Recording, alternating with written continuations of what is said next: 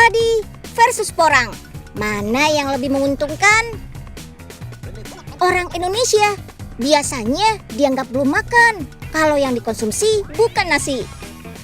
Sebetulnya gak cuma orang Indonesia sih, rata-rata negara di Asia Tenggara dan Asia Timur makanan pokoknya juga nasi. Karena terletak di Khatulistiwa, negara kita memang pas banget buat menanam padi. Gak heran, sejak 2000 tahun silam sampai sekarang, nasi masih menjadi makanan pokok. Tapi tahu nggak, nasi tuh ternyata bisa bikin ketagihan loh. Karena kandungan gulanya gampang dicerna, bikin kita jadi gampang lapar juga. That's why rasanya pengen makan nasi lagi, dan lagi. Berbeda dengan porang yang rendah kalori, rendah karbohidrat, dan juga rendah kadar gula. Porang lebih menguntungkan buat kesehatan dan lebih menguntungkan buat petani. Kok bisa? 1 hektar lahan padi bisa panen 3 kali dalam setahun. Hasilnya sekitar 20 ton gabah basah per tahun. Tanaman porang hanya bisa dipanen setahun sekali, tapi menghasilkan sekitar 40 ton porang. Dari segi harga, porang juga lebih tinggi daripada gabah. Perawatan tanaman porang juga lebih gampang. Gak perlu dialiri air terus-menerus. Cukup menggunakan pupuk organik dan minim hama. That's why porang bakal jadi sumber pangan baru pengganti beras. Sejak porang jadi tren baru sebagai bahan pangan, kebutuhannya makin banyak. Makin banyak petani yang beralih ke porang. Tapi ada juga nih yang sudah membudidayakan porang bahkan sebelum populer seperti sekarang.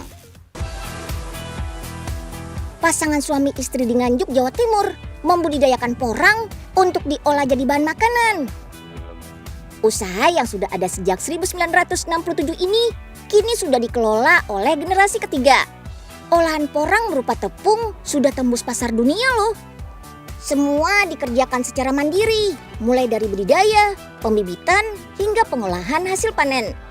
Porang bisa dipanen untuk pertama kali pada usia 2 tahun. Setelah panen pertama, tanaman dapat dipanen setahun sekali, tanpa harus menanam kembali umbinya. Sekali tanam, bisa dipanen terus-terusan. Ini umbi porang produksi yang layak untuk dipanen. Harus diolah karena tidak bisa ekspor berupa umbi. Nah, untuk ciri-cirinya yang layak untuk dipanen dan diproduksi itu yang 1 kilo ke atas, kemudian nggak berjamur dan juga nggak busuk. Itu yang bisa kita panen. Untuk kebutuhan ekspor, umbi yang sudah dipanen harus diolah menjadi tepung dan kepingan kering alias chip. Pengolahan chip porang sekarang sudah dilakukan di pabrik modern seperti ini. Lebih cepat dan bisa menghasilkan lebih banyak chip kering. Sebelum pakai mesin, dulu chip kering dibuat secara manual. Umbi dibersihkan menggunakan mesin semprot, dipotong atau diparut menggunakan besi tajam yang menempel pada papan kayu. Dijemur di bawah sinar matahari selama 1 minggu. Wah, lama banget kan? Kalau dilihat sekilas, mirip kayak keripik singkong ya. Tapi chips umbi porang ini gak bisa dimakan loh, karena rasanya pahit. Masih harus diproses sampai jadi olahan yang enak di lidah. Selain hasil pengolahan umbi porang yang dijual, tempat produksi ini juga menjual bibit tanaman porang. Bibit tanaman porang berasal dari biji kata atau biasa disebut bulbil. Per tanaman biasa dijual 1.500 sampai 2.000 rupiah. Sedangkan biji kata dijual 150 hingga 200.000 rupiah per kilogram. Karena permintaan porang terus meningkat, butuh petani-petani terampil yang mampu menghasilkan porang berkualitas.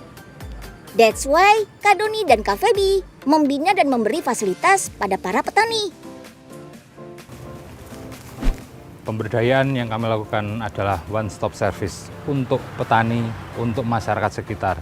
Jadi mulai dari permodalan kami berikan, pembibitan, pendampingan tanam, hingga kita beri jaminan hasil panennya. Hasil tepung dan chip yang dibuat di sini akan dikirim ke beberapa negara seperti Taiwan, Jepang, dan Korea.